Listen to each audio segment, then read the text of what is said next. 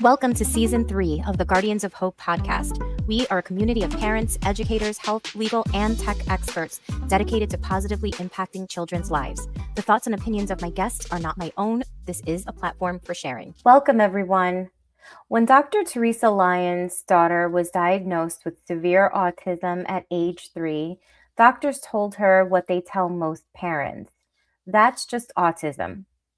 The message was clear: manage it, accept it, but don't expect much to change. But Dr. Lyons wasn't just any parent. She's a Yale-trained computational chemist with a PhD and years of experience in pharmaceutical research and drug discovery. So when the medical establishment offered little beyond wait and see, she did what scientists do. She went to the research. And what she discovered changed everything. Now, there's usually a 20-year lag between when cutting-edge research is published and when it gets implemented into mainstream medicine. By leveraging her scientific training, Dr. Lyons was able to cut out those 20 years for her daughter, and the results were profound enough that her doctors encouraged her to start helping other families. Today, Dr. Lyons runs Navigating Autism, spelled A-W-E, TISM, emphasizing the awe-inspiring capacity of these children, where she translates the latest autism research into actionable steps for parents in over 18 countries. Her work addresses what mainstream medicine often dismisses: the gut-immune-brain connection, metabolic dysfunction, nutritional deficiencies, and environmental factors that impact autism, all backed by peer-reviewed science. Dr. Lyons, welcome. Thank you so much for bringing rigorous science to families who desperately need answers. Thank you. It's a pleasure to be here. Hello to everyone. All right. Well, let's get started. I have a lot of questions for you. So I want to start with many parents hear that autism is neurological, not digestive, from their doctors. Yet you are seeing profound changes when gut health is addressed. Can you explain the science behind why gut dysfunction shows up as a neurological symptom? What gut issues should parents be looking out for in their autistic children? And what are the first steps they should take? I know it's a lot, but we can go step by step here. Definitely. Okay, so the gut is super important, right? Because we're taking our food and that's where everything is going. That's the start of everything in our body. So we really need a optimal functioning gut. And our body is all connected. So even though for the past couple of decades, we really isolated things and sideload organs and specialists. And if you have a migraine, you go to the migraine specialist, not even the neurologist, right? There's usually even a specialist of the specialist. And many times we really just think the problem is localized, but it's an entire body. So the gut is often called the second brain. So it's technically the enteric nervous system. So our gut is its own nervous system. And our gut and our brain communicate through the vagus nerve mainly. And when there starts to become inflammation in the gut, then this is where you can start to trigger other symptoms in the body, opposed to just, something relating to the gut. So GI distress might be something we're thinking of, constipation, diarrhea, and those are all common in kids with autism.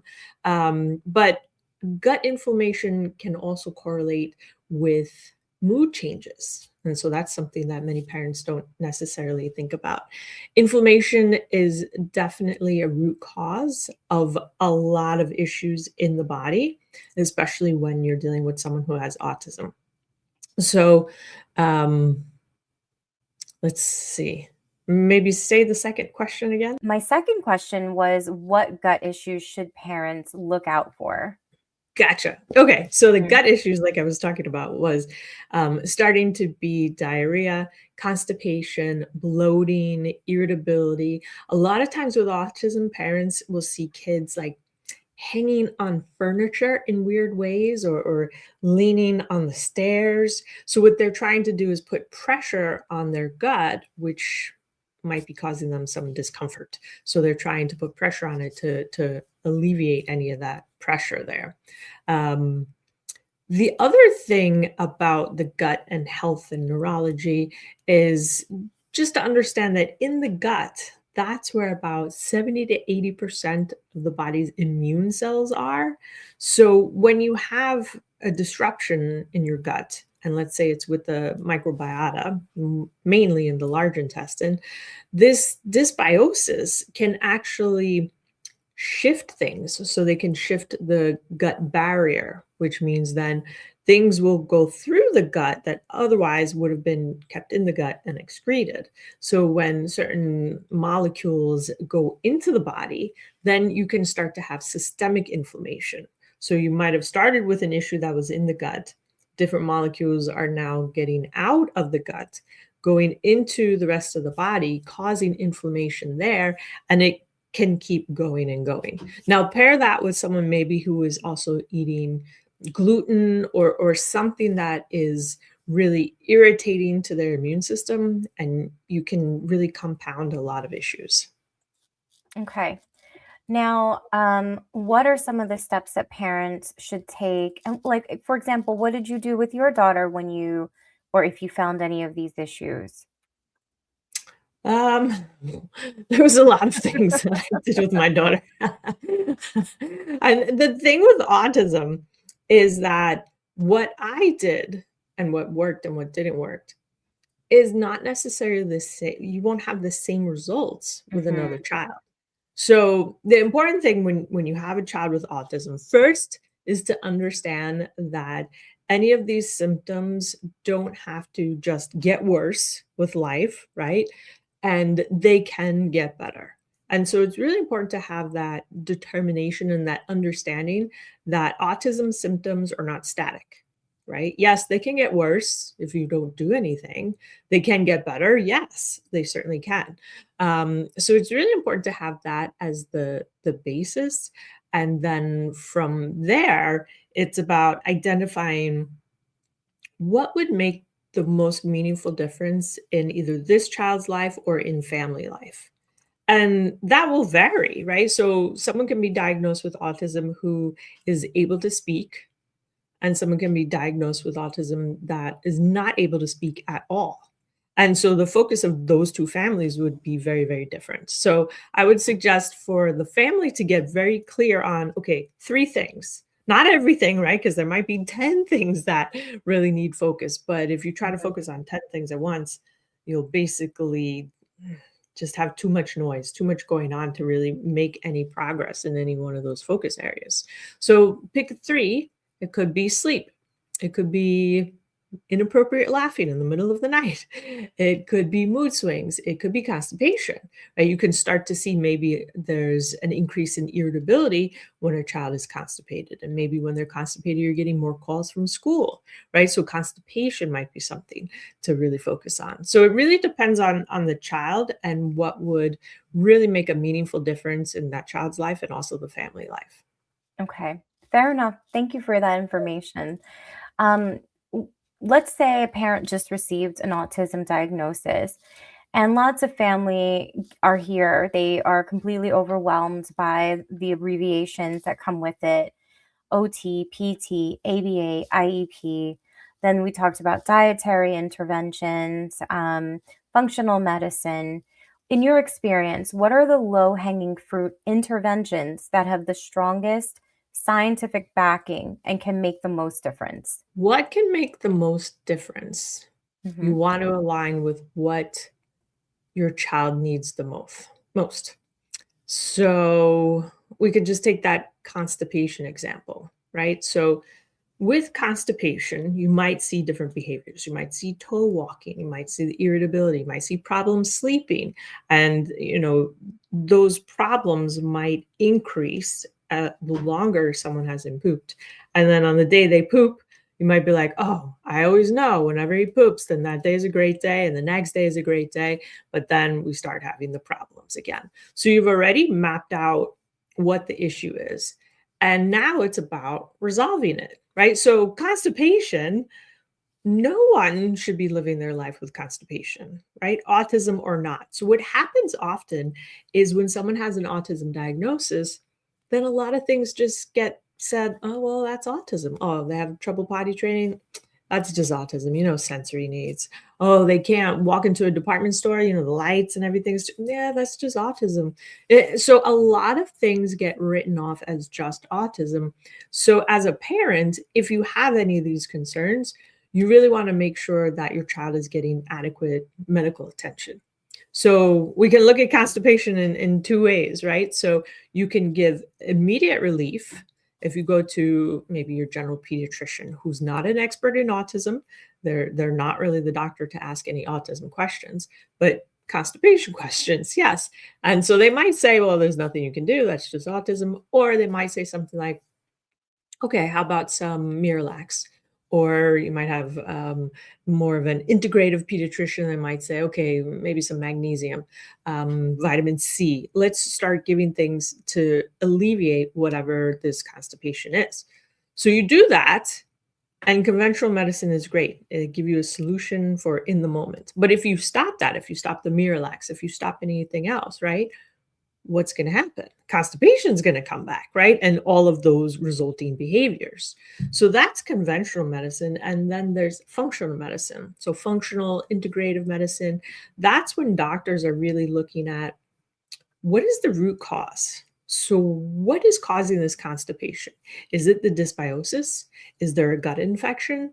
Is motility in the gut impacted, right? So they're really starting to ask why. Why is there constipation? You could take that step further. Is it because the child is not getting adequate hydration? Certainly can happen. Is it because the child has no fiber, right? Maybe they're just eating cereal and, I don't know, pizza and stuff like that, right? So they might not be getting adequate fiber. So it doesn't necessarily have to be something so drastic as a gut infection. It certainly could be something as obvious as lack of hydration or the way they're eating. Now, sometimes kids are picky eaters because of different deficiencies or because of different gut infections. So there's a lot of possibilities. So it's really important to work with people who are experts and who know how to look at the different angles and figure out what is the actual root cause. And so then a parent can focus on that root cause, resolve it, and then when they stop that conventional medicine approach, then the child won't have that constipation as an issue. And if the constipation isn't there, right, and we had an understanding of, okay, if they don't poop for 2 days, then they start missing sleep. And then on the third day, we start having problems at school, and there's toe walking and irritability, and there's, a 50% increase of meltdowns, right? You can quantify all of this information by just taking data. And so these are important approaches for parents to take, right? Constipation is not necessarily controversial. There are very set standard ways of how to deal with constipation and what can cause constipation. So this is the important way for parents to think about the health of their child in the sense of, how can I provide relief now, right? Everybody needs relief. But then long term, what was the reason? And let's work on resolving that. Okay.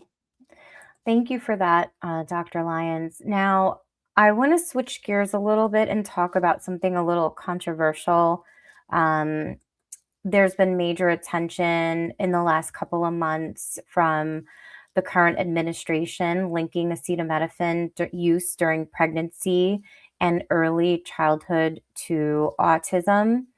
Tylenol, has been named as a contributing factor, but you are a Yale-trained scientist who reviews autism research daily. Can you help us separate what's happening here between the science and the politics and maybe shed some light to educate the audience a bit? Sure.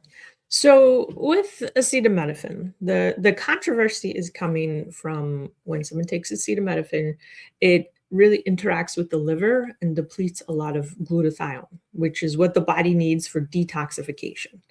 And that is not disputed too much, right?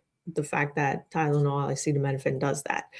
What there is dispute over is how is that related to autism? So that I can't say there's absolute science one way, right? So there's definitely information on both sides. So the way really to think about it, because as a parent, it's like, okay, I think I've also been told I should give my child Tylenol after a vaccine, or what do I do? Does Tylenol? Do I not use Tylenol at all? So the way to think about it is just like when antibiotics was used a lot, right? Everyone started using antibiotics. And then we discovered and learned that, oh, wow, okay, it kills the bad stuff, but it also kills the good stuff. And that is one aspect of gut dysbiosis where it can come from. When you have that, the doctors then said, okay, right, we've learned it took a few years. The doctors usually, when you take an antibiotic nowadays, they tell you, okay, take some kind of probiotic as well, right? And why is that? It's because the strategy is, okay, we know we're going to kill some good stuff along with the bad stuff, which is why the antibiotic is needed. So let's just be a bit proactive and start populating good stuff, right? So a similar approach could be taken for acetaminophen, right? So if you think you're going to have to take acetaminophen and you're becoming pregnant, right? One thing you could do is understand your glutathione status, right? So you certainly can have a good understanding. There's different tests you can take that would give you a good picture of glutathione, your detox abilities. That's great information to have being pregnant or not, right? And then like, okay, I really shouldn't take Tylenol, but maybe I should actually focus on replenishing my body so it can have proper levels of detoxification.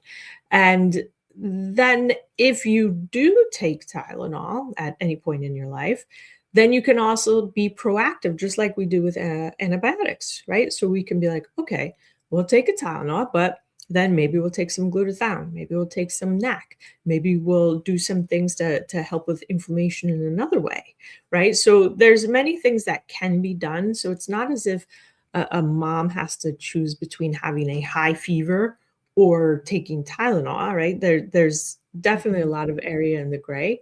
And the other thing really to think about too is there's other things like ibuprofen. So Tylenol isn't the end all be all. So there are options, and it's really important to have that conversation with your doctor as to, okay, should I be concerned? Should I not? How can I tailor it to me to make sure that if I need it, I can take it or I have other options? So that's where you really want to have that dialogue and that conversation and that forethought of, all right, if I need this, how am I going to incorporate that? Mhm. Yeah, no, that's fair. And I wanted to talk about another factor that is environmental in nature. So, your research coverage includes air pollution's impact on autism risk, even at levels that are considered safe. For parents who are pregnant and worried, or for those who already have children who may be autistic, what should they understand about the environmental factors? Environment plays a huge role in all of our lives and also in autism.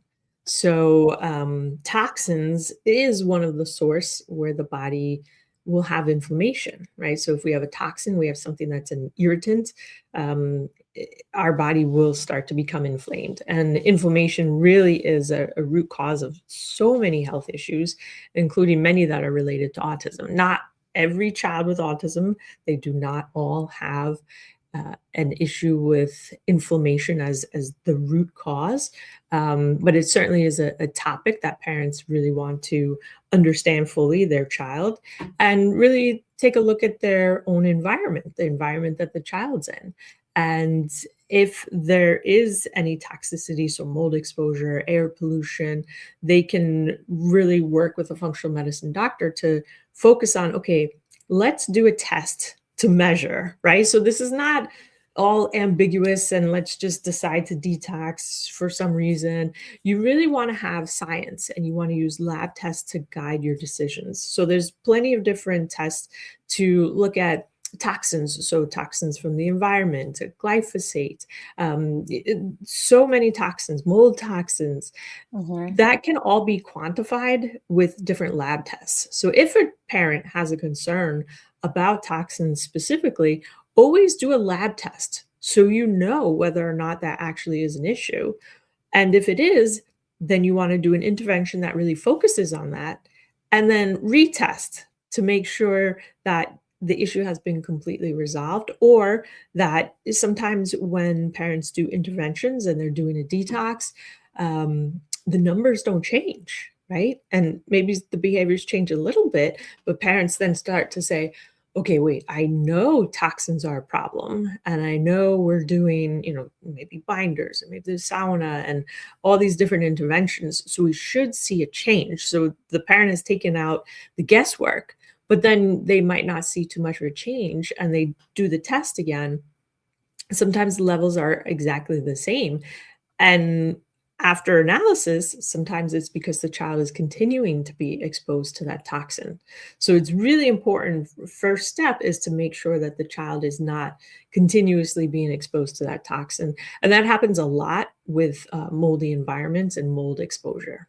Hmm. Thank you, Dr. Lyons. Okay, I have one more question for you. And, I'd love to hear your experience. If you could leave parents with one thing, especially those newly diagnosed and terrified, or those who've been fighting for years and are exhausted, what do you want them to know? What does realistic evidence-based optimism look like in autism based on your experience? So the research shows in 2023, research study done by Boston Children's Hospital showed that 37% of kids with an autism diagnosis lost that diagnosis, meaning they did not need speech therapy anymore, occupational therapy or physical therapy, or extra supports in school. They could just go on and live their life the way they wanted to. And it's important to hear that for the parent who's at the start of the journey, right? Because if you're at the start and the doctor tells you there's nothing you could do, this is lifelong, nothing's really going to change, more than likely it's probably going to get worse. As a parent, you're not going to be proactive. You're not going to even expect things to improve. So it's really important to understand what's possible for a child with autism. And even if they retain the autism diagnosis, they can still have an amazing life. So the important thing is always to focus on what are these health issues that are really causing such a problem, and how do we resolve them? How do we alleviate them? How do we make it better so that it's not really impacting life so much? And Mhm. for the parents who have been on this journey for a long time, they might know that stat, right? So when my daughter was diagnosed, that number was 10%, and so now, more than a Wow. decade later, the research shows it's 37%, right? So that number is increasing. Um, it's really important to maintain a focus.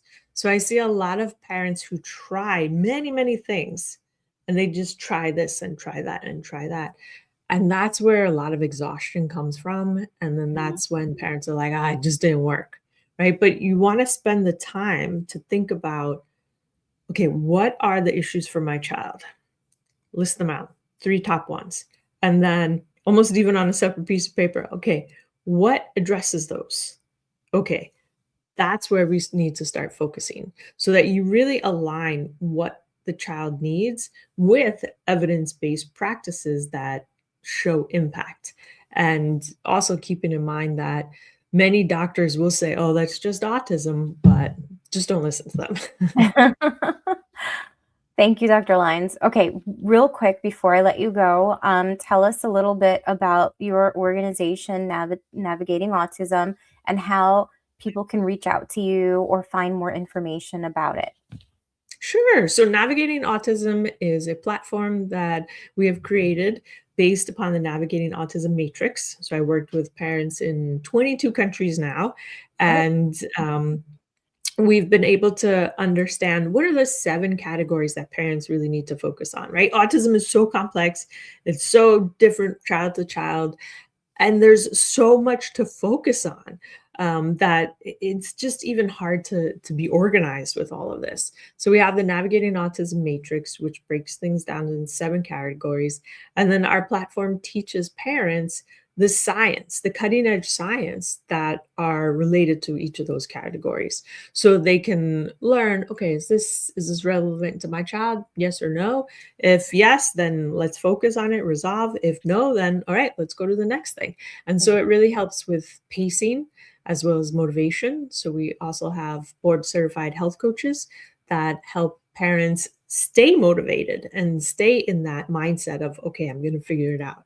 I'm going to figure it out, because this is a long journey. It's not something that really gets resolved in, like 10 days or a month or, something along those lines. Right. It takes a lot of diligence. So we have this platform that really takes a lot of the complexity of autism and streamlines it into something that's really doable for a parent. Fantastic. And what's your website? I'll link it below. Sure. So you can find us at navigatingautism.com, and autism is spelled AWETISM. And I also have a YouTube channel for over 10 years. So if you're interested in any of the science that I was starting to talk about, there's a lot more videos on my YouTube channel where we really go into the science.